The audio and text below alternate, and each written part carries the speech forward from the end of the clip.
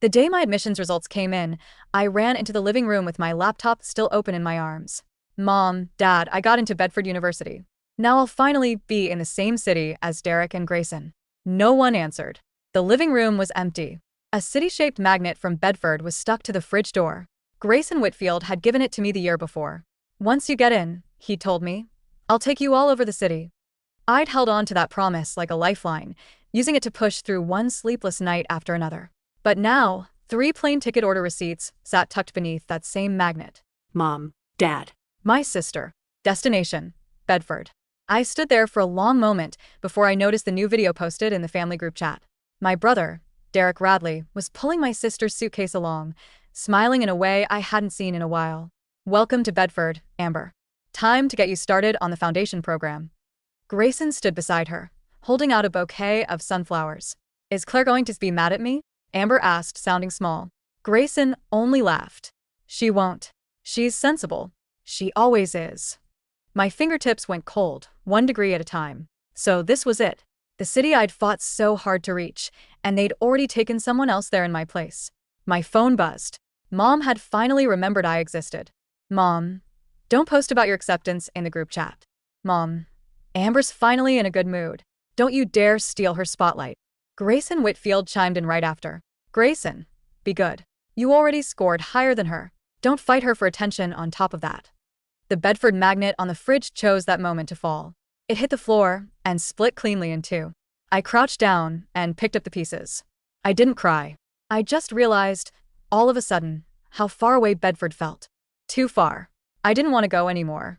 Claire, you didn't change the code on that pink suitcase, did you?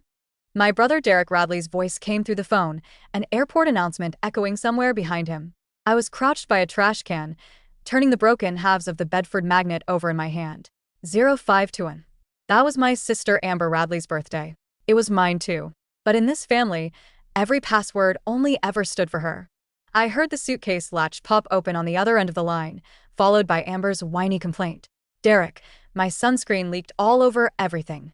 It's fine, Derek said, his voice gentle. I'll have Grayson take you to buy more at the counter later.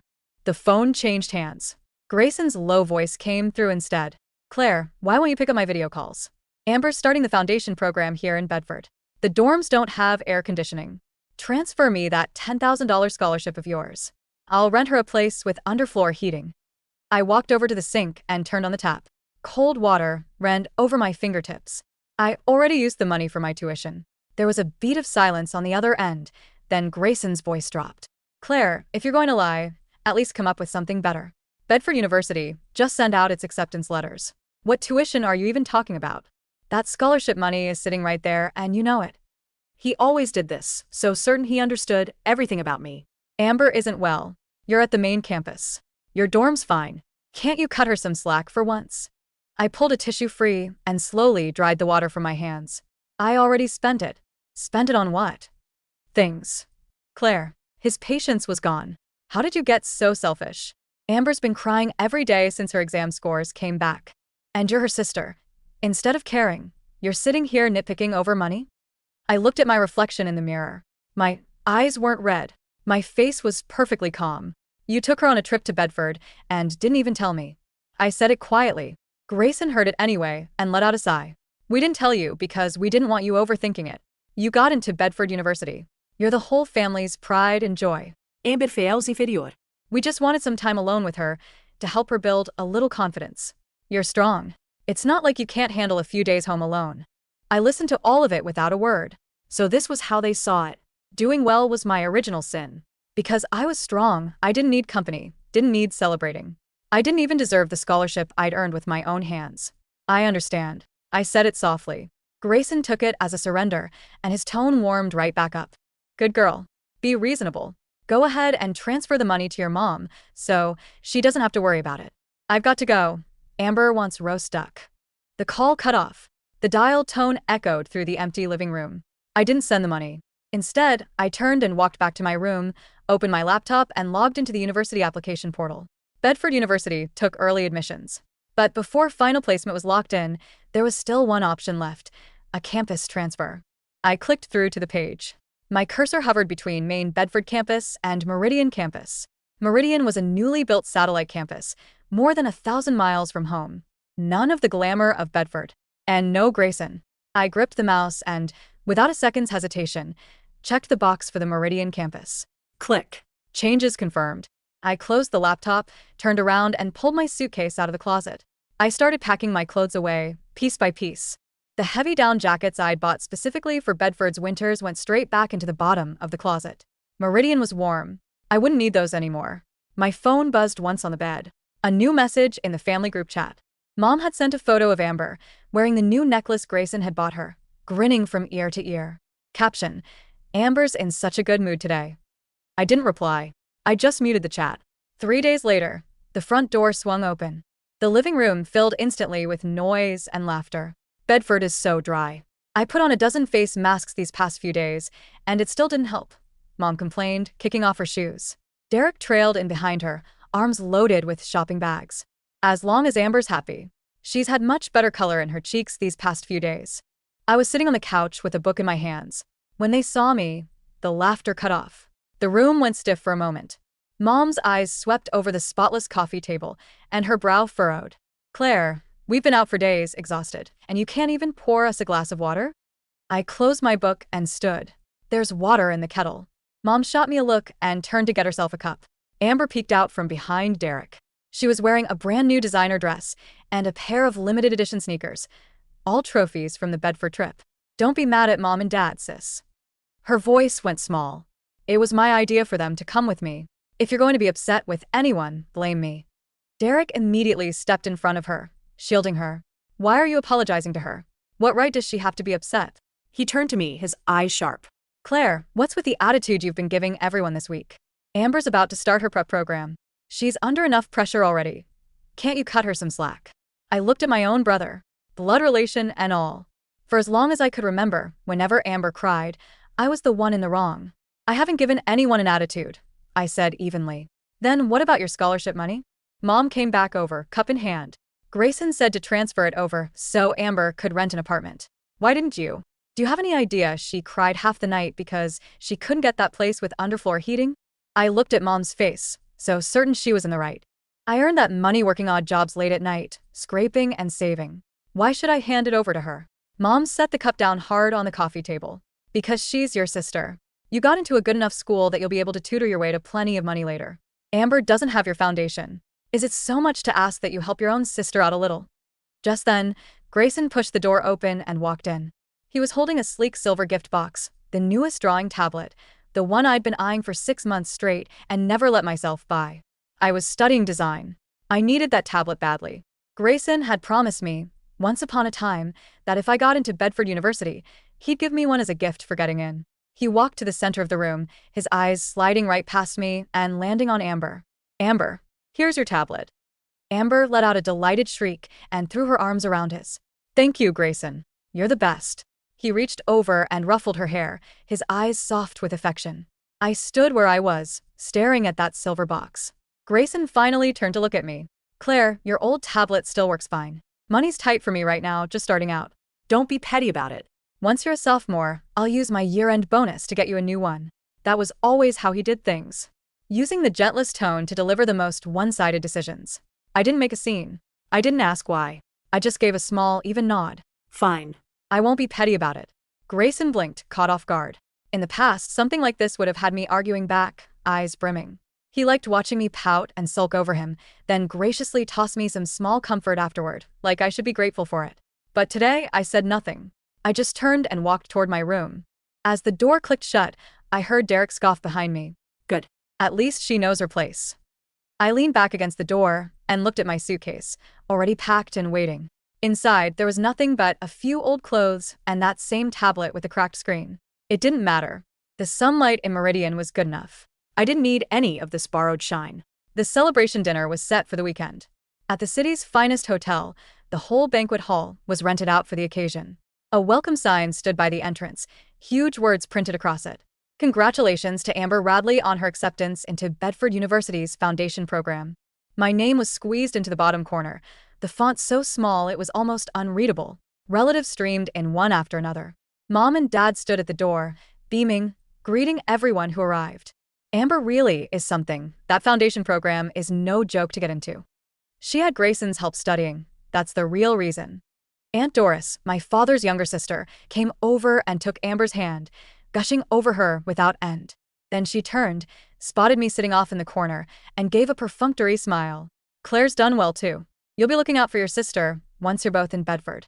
I looked down at the plain glass of water in front of me and said nothing. The banquet began. The MC stood on stage, working the microphone with theatrical enthusiasm. Amber was called up, wearing the designer dress Grayson had bought her. Thank you, Mom and Dad.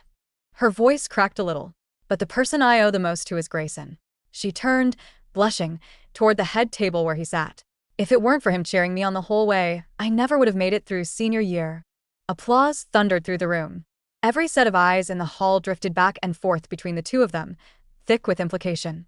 Grayson sat at the head table, a faint smile tugging at his mouth. I sat at the farthest table from the stage, among a scattering of relatives who barely visited us in ordinary times. They ate snacks and traded gossip in lowered voices. It's strange, isn't it, how the Radleys are doing this? Their older girl got into a real program, no party at all, but they're throwing this whole thing for the younger one's prep track. You don't get it. The younger one's pretty, and she knows how to talk sweet. Who knows how well she'll marry one day? I bet that Whitfield boy already has his eye on her. I speared a bite of coleslaw with my fork and ate it. Too salty. A hotel server wheeled out a 3-tiered cake. Grayson walked up to the stage and took the knife. He held Amber's hand, and together they cut the first slice. Then he carried that slice straight over to where I was sitting. Claire, Amber said this first piece has to go to you. She knows you've been upset the last few days. He looked down at me. Eat it. Everyone's watching today. Don't humiliate Amber. I looked at the cream-slathered slice on the plate in front of me. Amber stood on the stage, watching me with wide, expectant eyes. I didn't touch the fork. I'm not really into sweets. Grayson's expression darkened instantly. You're determined to make a scene today, is that it? Just then, Amber came rushing over, holding up the hem of her dress. Claire, are you still upset that I took the tablet Grayson gave you? Her eyes went red, panicked, and she reached out to grab my arm. I really didn't mean to. I'll give it back to you, okay? She moved too fast and knocked her elbow hard against the edge of the table. The plate of cake tipped over instantly, landing squarely on the front of my only white dress. Oh, I'm so sorry, Claire. Amber shrieked, clapping a hand over her mouth and stumbling back. Derek came charging over and shoved me aside, pulling Amber protectively into his arms. Amber was being nice, bringing you cake, and you shoved her? I staggered from the push, the small of my back knocking against the edge of a chair. I felt a dull, aching pain. I steadied myself. I looked at my furious brother in front of me, and at Grayson's openly disapproving face. I didn't push her. Still trying to argue your way out of it. Derek jabbed a finger at the stain spreading across my dress. So, what if she ruined one outfit of yours? Amber didn't do it on purpose. Mom rushed over too, glaring daggers at me. Today, of all days, and you have to go and cause trouble? I looked down at the ugly red stain soaking into the fabric, a stain that would never wash out. A strange numbness settled over me. An overwhelming, total numbness. I didn't go to the restroom to clean up. Instead, I picked up the canvas bag hanging off the back of my chair. I'm not causing trouble. I'm leaving. Claire. Grayson's voice came from behind me, thick with barely contained anger. I didn't stop. I kept walking, straight out through the hotel's front doors. The summer night air hit me, warm and a little stifling. Grayson caught up and grabbed my wrist. Where do you think you're storming off to now? Amber's happy today. All the relatives are here, and you have to embarrass everyone? I stopped and turned to face him. His shirt had come untucked, rumpled from shielding Amber earlier. I didn't pull away. I just looked back at him, perfectly calm. Grayson, my dress is ruined. He blinked, his eyes dropping to the mess on my skirt. So, go wash it off. Amber didn't mean it. Do you really have to be this petty about it? You didn't used to be like this, Claire. Why have you gotten so bitter? Bitter. I almost laughed. So now, I wasn't even allowed to feel wronged over a ruined dress. I'm not washing it. I peeled his fingers off my wrist, one at a time. I don't want this dress anymore. Grayson looked down at his empty hand, his frown deepening. Where are you going? Home. I flagged down a cab, pulled the door open and got in. The car pulled away. In the rearview mirror, Grayson's figure shrank smaller and smaller. 2 days later was move-in day. The house was in chaos from early morning. The living room was piled with Amber's luggage, 7 or 8 suitcases at least. Mom and Dad rushed back and forth, and Derek checked items off a list. Did you pack her cold weather coat? Bedford winters are brutal. Packed it. Humidifiers in there too. I came out of my room dragging a small carry-on suitcase. No one noticed. Grayson pulled up downstairs. He came up and helped carry the bags, trip after trip, until the trunk and the back seat were both stuffed full of Amber's things. I stood by the front door, my small suitcase in hand. Grayson wiped the sweat from his forehead, walked over, and glanced at my bag. "Claire, the car's full. You don't have much stuff. Bedford isn't far, just take the train yourself. Once you get there, text me. I'll come get you after I've settled Amber in." Derek chimed in from the side. "Yeah, you've always been independent, not like Amber, who gets lost even in our neighborhood. You'll be fine on your own." Mom and Dad didn't even look back, still double-checking that nothing had been left behind. My fingers tightened around the suitcase handle. Then slowly they loosened. "Fine." Grayson gave my hair an approving ruffle. "Good girl. Once we're settled in Bedford, I'll take you out for a big dinner." They swept Amber up between them and headed downstairs. The sound of the car engine faded into the distance. The house fell completely silent. I took out my phone and looked at the plane ticket in my booking app. 2 hours from now, I would be on a flight to Meridian. By 3 in the afternoon, the gates of Bedford University's main campus were packed with people. Grayson stood in the shade of a tree by the entrance, 2 bottles of cold water in hand. He glanced down at his phone. No new messages. He frowned and dialed my number. "We're sorry, the number you have dialed is switched off." Grayson kicked irritably at a pebble on the ground. Derek walked over and handed him a tissue. "Claire's still not here?" "Her phone's off," Grayson said with a cold huff. "She's probably still sulking, ignoring my calls on purpose." "That girl's temper keeps getting worse," Derek grumbled. "Forget her. Once she's dragging her suitcase around, lost somewhere in Bedford, she'll be the one crying." Grayson kept his eyes fixed on the crowd, scanning every girl who stepped out of a cab. Meanwhile, 1,000 miles away in Meridian, the sun was warm and bright. I stood at the new student check-in table at Meridian University, my small suitcase beside me. The upperclassman running registration handed me a sign-in sheet and a pen. "Sign right here, please." I took the pen and, under the line for the Meridian Campus Architecture and Design Program, signed my name, Claire Radley. The sun dipped below the skyline in Bedford, painting the brick facades of the university gates in shades of bruised purple and slate gray. Grayson paced the width of the main entrance plaza, his shadow stretching long against the stone pavement. He had crushed his third empty water bottle in his palm, tossing it into a recycling bin with an irritated thud. "Still no answer?" Derek asked, coming out of the campus convenience store, carrying a bag of iced teas and pastries. He handed one to Grayson, who didn't. Take it. "Her phone is still going straight to voicemail," Grayson grumbled, checking his watch. It was past 6 in the evening. "She's doing this on purpose." She's sitting in some coffee shop nearby, waiting for me to panic and go looking for her. Derek cracked open his tea and took a long swig. "Let her sit. Honestly, Grayson, you spoil her too much. She thinks just because she scored high on her entrance exams, the universe revolves around her." Amber spent 2 hours crying in her dorm room earlier because the sun orientation in her window isn't right. Claire should be here helping her unpack, not playing hide and seek. "I know," Grayson said, though a strange, uncomfortable tightness pinched in his chest. He looked down at his phone screen. His wallpaper was still a picture from 2 years ago, a group photo at the beach where Claire was standing slightly off to the side, looking at the ocean while the rest of them laughed at the camera. He tapped her contact card. "Claire." He typed out a text. "Claire, this isn't funny anymore. Amber is stressed, your mom is exhausted, and I've been standing at the gate for 3 hours. Come to the dorm management office right now, or I'm not taking you out to dinner tonight." He hit send. A red exclamation mark immediately appeared next to the message bubble. Message failed to send. "You have been blocked by this contact." Grayson stared at the screen, his blood running cold. Blocked? Claire had never blocked him in her life. Even when they argued over minor things in high school, she always left her line open, waiting quietly for him to give her a way out. "What's wrong?" Derek noticed his expression. "She blocked my number," Grayson said, his voice dropping an octave. Derek snorted. "Unbelievable. She's really throwing a full-blown childish tantrum over a piece of cake and a drawing tablet.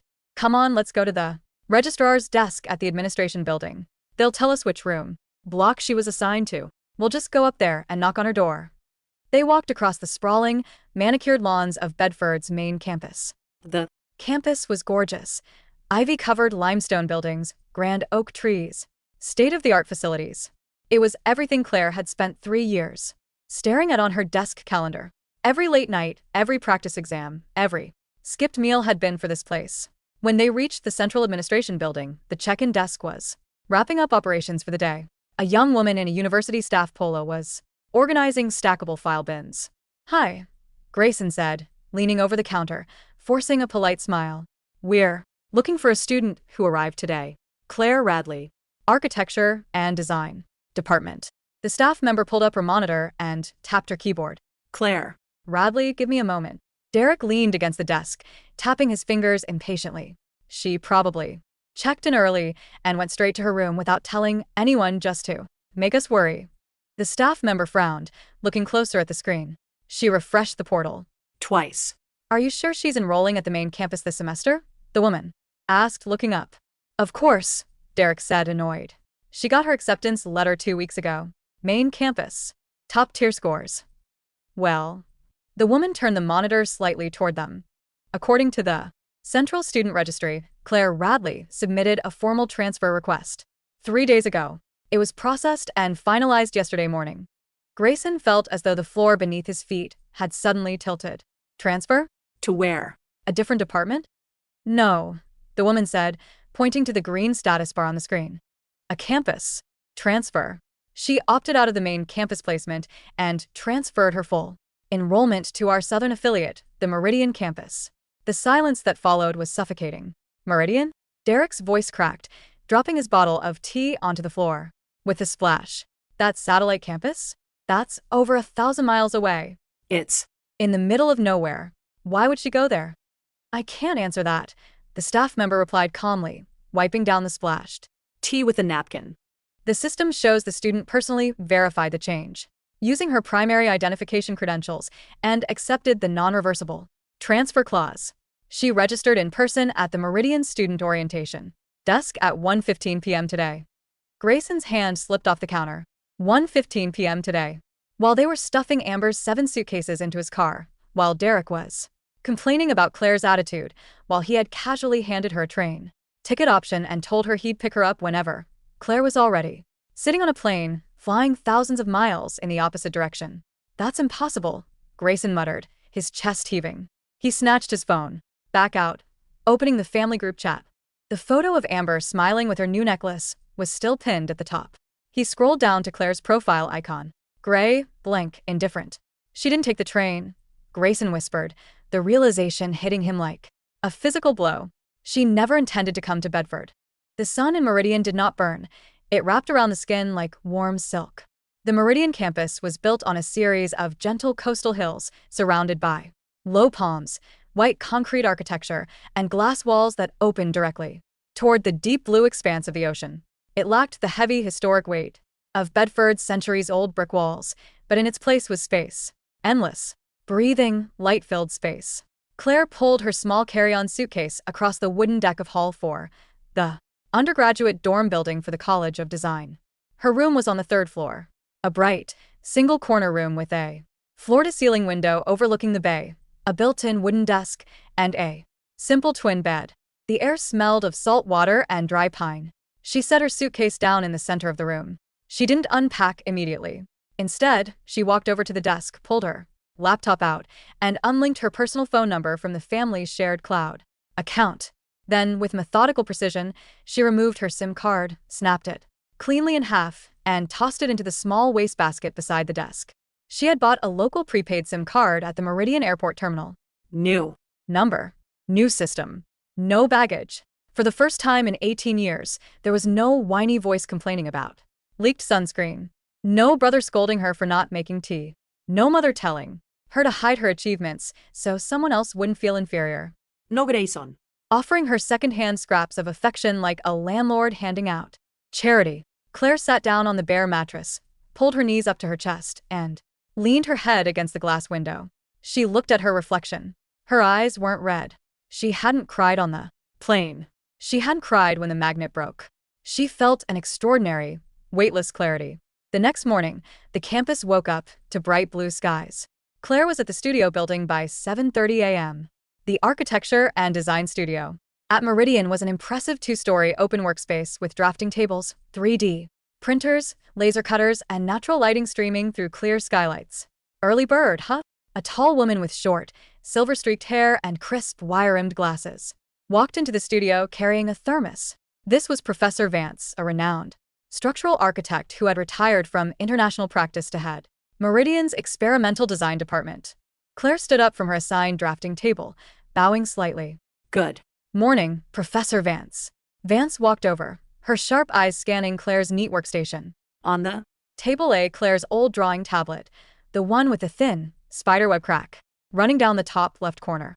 I saw your admission portfolio, Vance said, unscrewing her thermos. Your Structural balance scores were the highest among the incoming cohort. You had a Guaranteed spot at Bedford, Maine. Why come down to this construction zone? Claire looked out the floor-to-ceiling windows toward the ocean. Bedford, Maine campus is full of history, Claire said softly. Every brick there has already been claimed by someone else's expectations.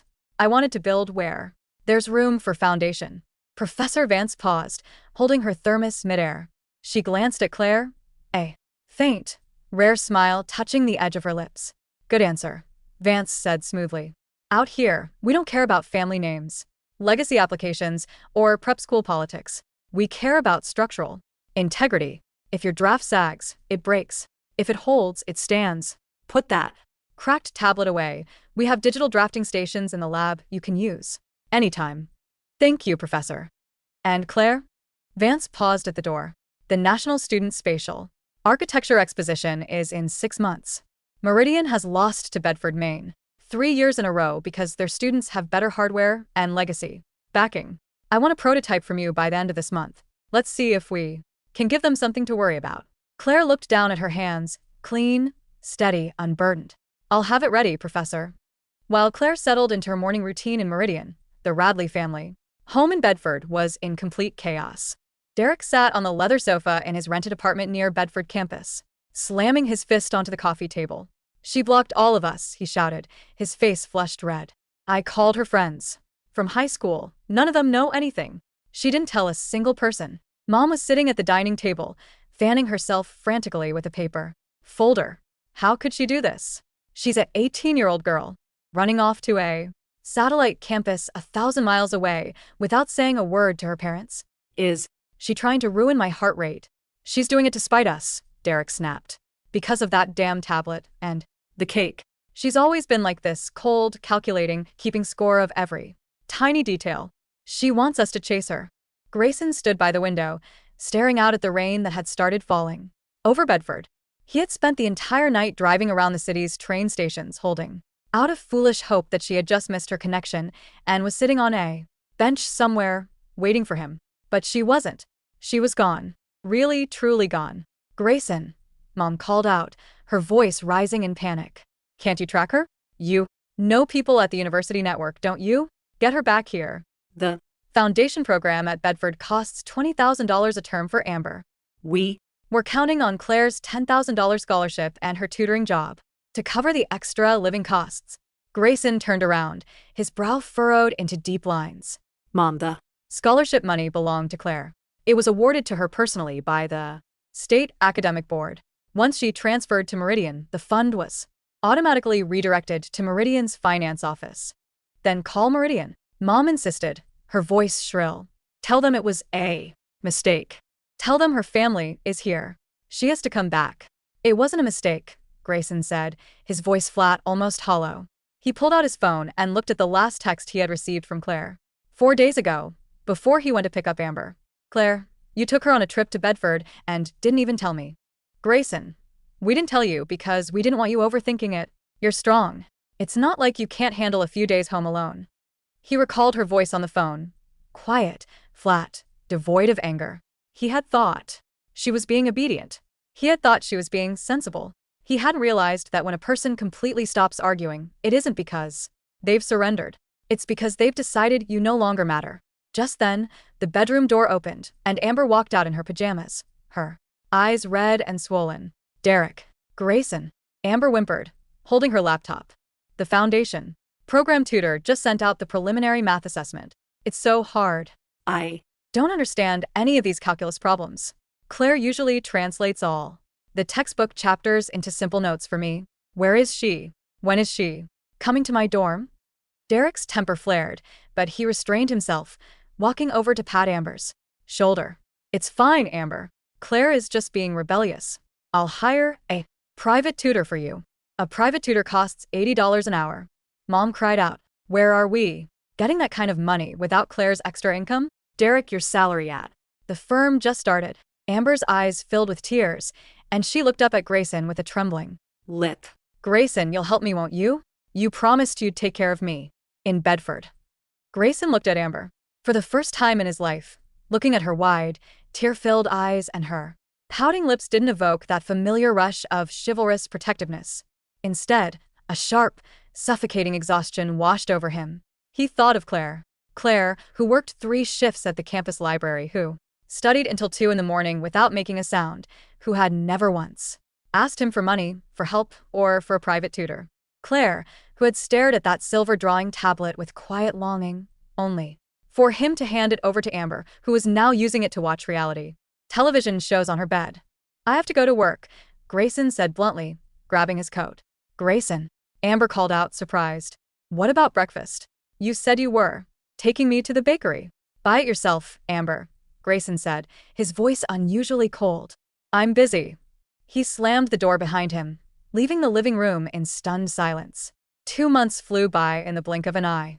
In Meridian, the weather transitioned from late summer to a crisp, sunlit Autumn. Claire's days were packed from dawn until late at night. She spent her mornings in advanced structural engineering lectures, her afternoons in the design studio, and her evenings working as a paid research assistant for Professor Vance. Her life was clean, functional, and immensely satisfying. She had made real friends. Mia, a vibrant landscape design student with paint-stained overalls, shared her dorm suite. Ethan, an upperclassman in structural modeling who was quiet, precise, and possessed a wicked dry sense of humor, worked alongside her in the studio. There were no mind games.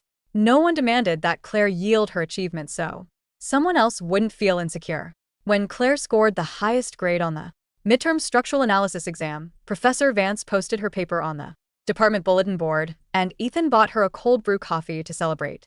To the undisputed king of load-bearing calculations, Ethan chuckled, clinking his iced coffee cup against hers on the studio balcony. Claire took a sip, the cold caffeine sharp and refreshing. It's just math, Ethan. It's not just math, Mia interjected, leaning against the balcony railing, her hair tied up in a messy bun. You built a 3-dimensional stress distribution model that reduced material costs by 18% while increasing wind resistance. The dean literally printed your blueprints for the department showcase. Mia looked at Claire, her expression softening slightly. You know, Claire, when you first showed up here with that single carry-on bag, you looked like someone who had just escaped a shipwreck. Claire smiled faintly, her eyes gazing out at the golden sunlight dancing on the ocean waves. Maybe I did. Well, Ethan said gently, you look like an architect now. Meanwhile, 1,000 miles away in Bedford, the shipwreck was happening in Real time. without Claire to act as the invisible pillar holding up the family structure. The Radley household was splintering at the seams. Amber's foundation program results for the midterm were released. She had failed 2 out of her 3 core modules. The university sent an official academic warning letter to her parents. If her performance didn't improve dramatically by the final term, her conditional acceptance into Bedford main campus would be revoked. How could you fail? Derek shouted in their rented Bedford apartment, throwing the grade report onto the table. We spent thousands of dollars getting you that apartment with underfloor heating. Grayson paid for your prep materials. Mom. Bought you every book you asked for. It's not my fault. Amber sobbed, her face red and distorted. The professors here are mean. They don't explain things clearly. In high school, Claire always summarized the key points and wrote out step-by-step formulas for me. Why isn't she here to do it now?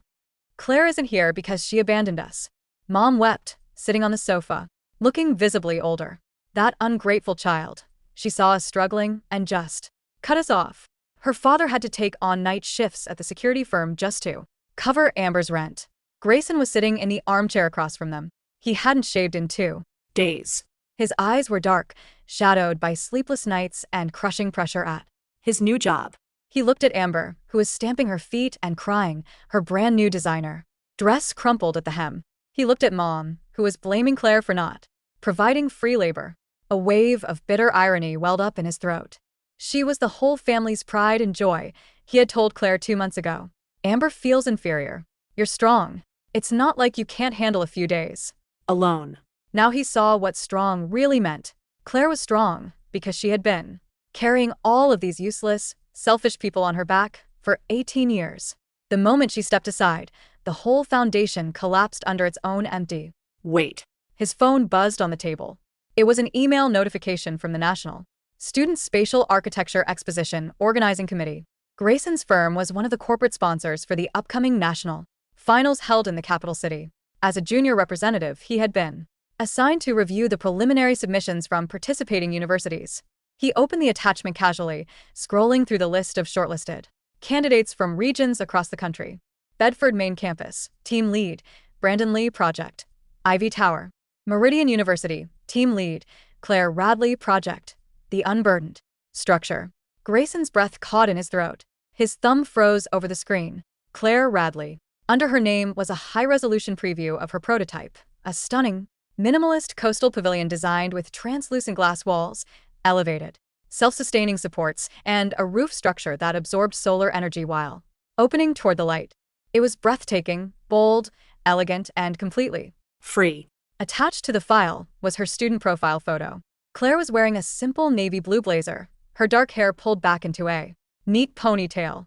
She wasn't hiding in the corner of the frame. She wasn't staring at the ground.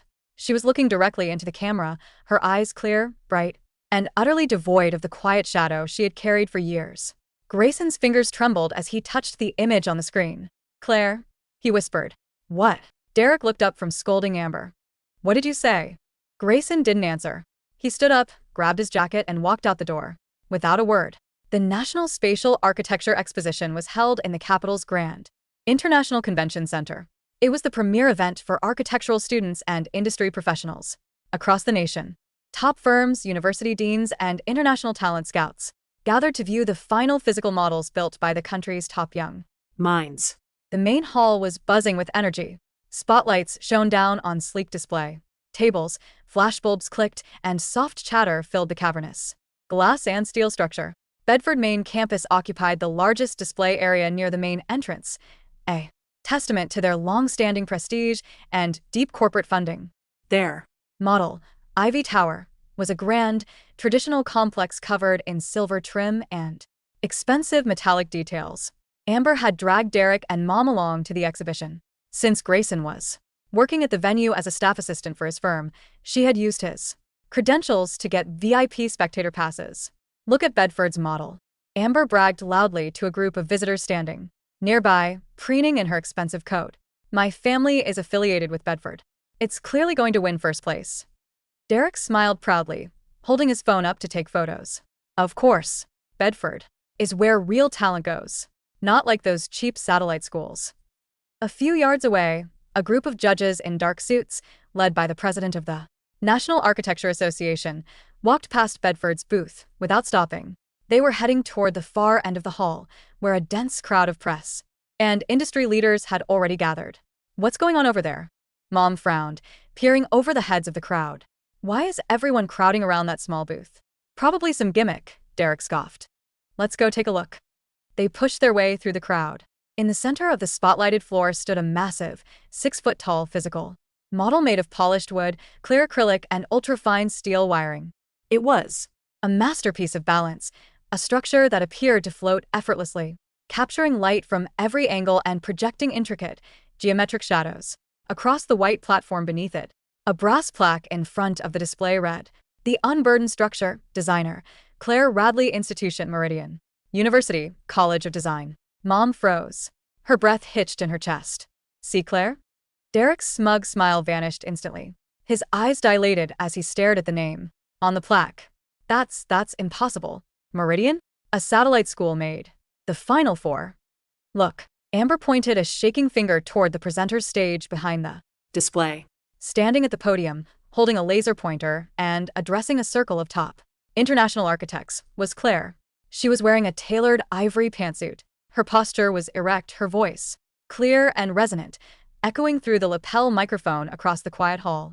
The structural integrity of this concept relies not on heavy external support, but on internal distribution, Claire was saying, her voice steady and articulate. For decades, traditional design believed that to make a building strong, you had to weigh it down with massive, redundant pillars. But redundant load creates unnecessary stress. By removing the dead weight, the structure becomes lighter, stronger, and far more resilient to external force. The head judge, a world-renowned architect from Europe, nodded slowly, his eyes bright with appreciation. Exquisite logic, Miss Radley. Removing the dead weight to grant the structure true strength.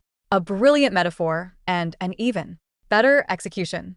The audience broke into enthusiastic applause. Claire smiled, a genuine, radiant smile that reached her eyes, and bowed gracefully. Standing in the front row of the corporate section, wearing his crisp suit and staff badge, Grayson watched her. His heart pounded against his ribs like a trapped bird. He stepped forward, his eyes locked onto her face.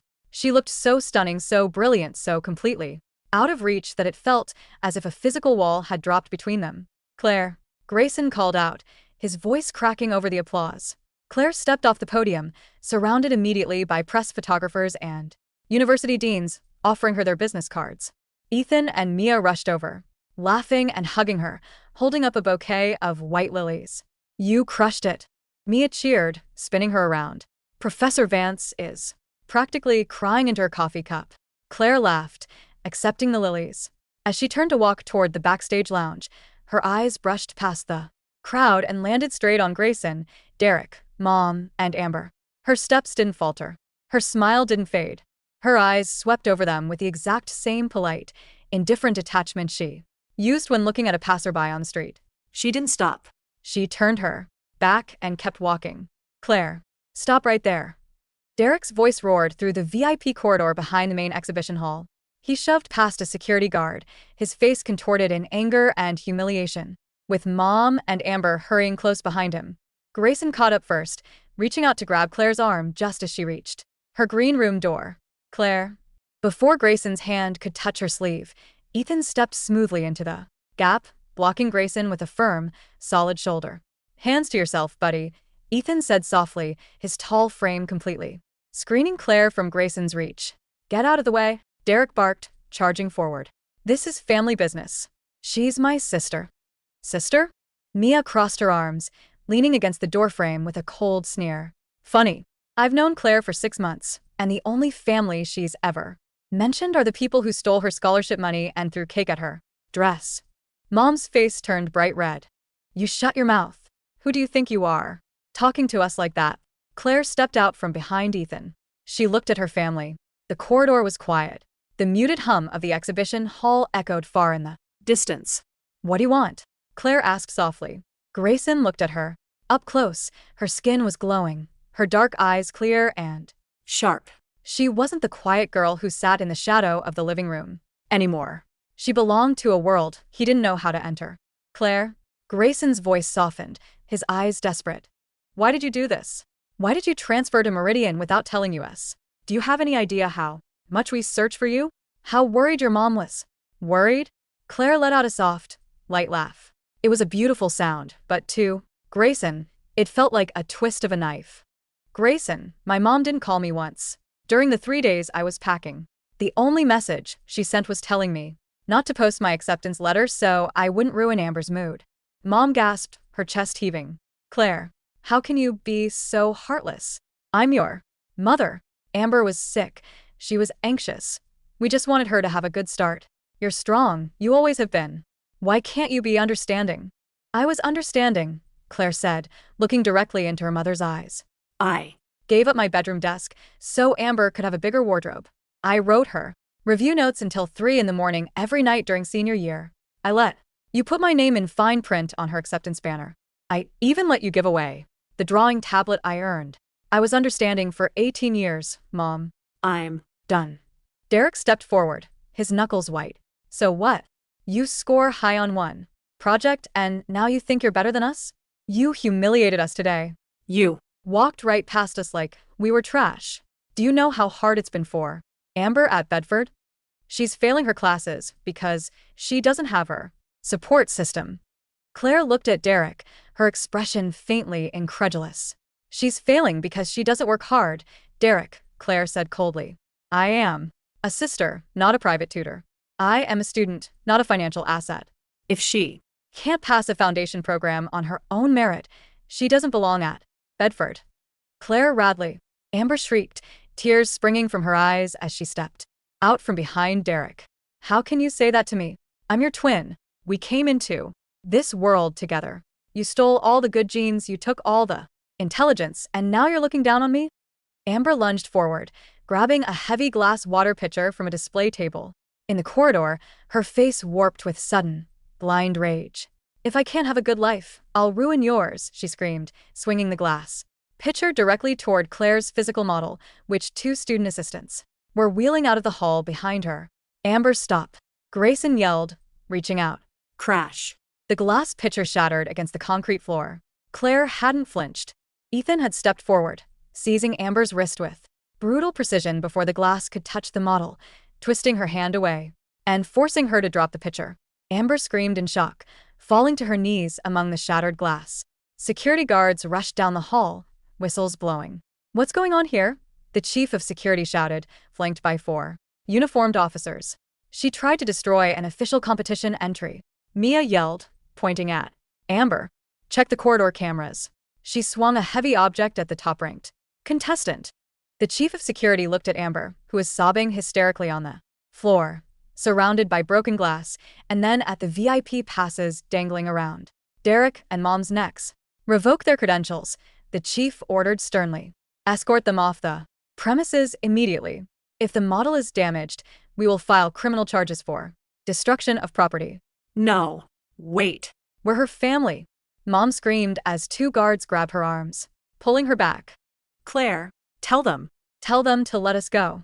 Claire stood perfectly still, watching her mother, her brother, and her sister being dragged down the hallway like disruptive trespassers. She didn't utter a single word of defense. Grayson remained standing near the wall. The security guards hadn't touched him because of his staff badge, but he felt more helpless than if he had been physically bound. He looked at Claire. Claire?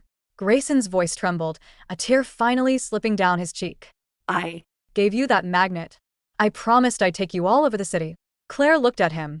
She reached into her blazer pocket, pulled out a small, velvet-lined box and opened it. Inside lay the 2 broken pieces of the Bedford magnet she had picked off the floor 3 months ago. You gave it to me, Claire said softly, her voice echoing in the quiet hall. And then you let it fall. She turned her hand over. The 2 pieces tumbled out of her palm, hitting the polished concrete floor with a dull, final click. She didn't look down.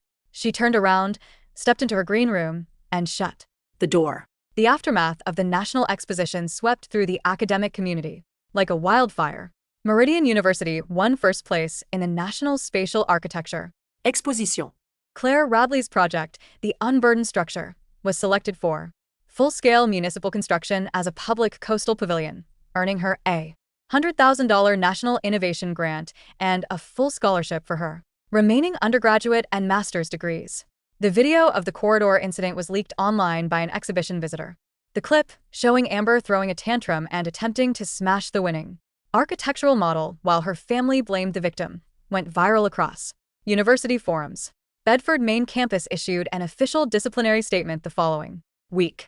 Amber Radley's conditional enrollment in the Bedford Foundation program has been permanently revoked due to conduct unbecoming of a university candidate and deliberate property damage at a sanctioned national event. Without the foundation program, Amber was forced to drop out.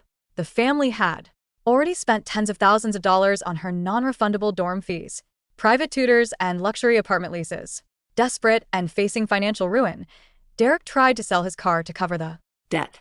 Mom's health deteriorated from constant anxiety and shame, while Dad was forced to work double shifts at the security firm to pay off the credit card. Debts accumulated during their lavish trip to Bedford. One rainy evening in late autumn, Grayson sat alone in his apartment in Bedford. On his coffee table lay an official resignation letter from his firm. He had resigned his corporate position. His performance over the past 3 months had suffered drastically, his mind constantly consumed by regret, distraction, and an overwhelming, crushing sense of loss. He picked up a small silver gift box from his desk. The newest drawing tablet. The one he had taken back from Amber after the video. Leaked. He had bought it with his own money, polished the glass screen until it shone, and wrapped it neatly in fresh blue paper. He booked a one-way flight to Meridian. The sun was setting over the Meridian coastline, painting the sky in breathtaking shades of gold, rose, and amber. Claire stood on the wooden deck of the newly opened student design pavilion on campus. The cool ocean breeze swept through her hair, blowing the edges of her white trench coat behind her. Claire. A familiar voice called out from the foot of the deck stairs. Claire turned around. Grayson stood there, soaked in sweat, carrying a duffel bag over his shoulder, and holding the silver gift box tightly in his hands. He looked haggard, his eyes sunken, his posture slouched, his clothes rumpled from hours of travel.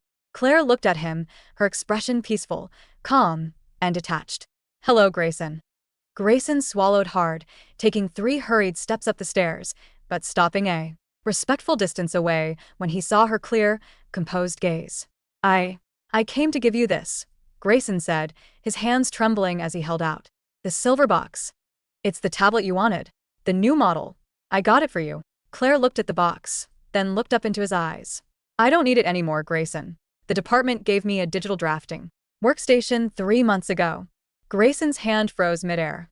His chest heaved, his voice cracking with emotion. "Claire, please. Give me one chance. I know I was wrong. I know I was blind. I Took you for granted because you were always there, always quiet, always so strong. I thought you didn't mind." "I did mind," Claire said softly, her voice carrying clearly over the sound of the crashing waves. "I minded every single time you handed my things to Amber. I Minded every time you told me to cut her slack. I minded every sleepless night I spent working alone while you took her out for big dinners." Tears streamed down Grayson's face.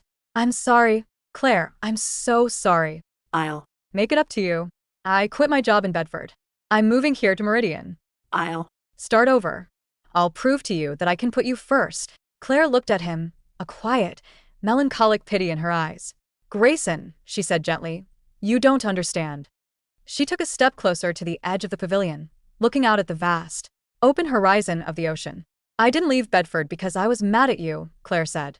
"I left because I finally realized that my life doesn't belong in anyone's shadow.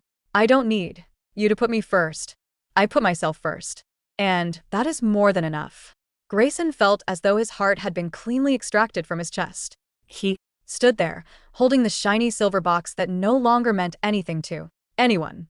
"Are you ever coming back?" he whispered, his voice barely audible over the wind. Claire smiled faintly, turning her face toward the warm, golden sunlight fading on the horizon. "No," she said softly. "The weather here is much better."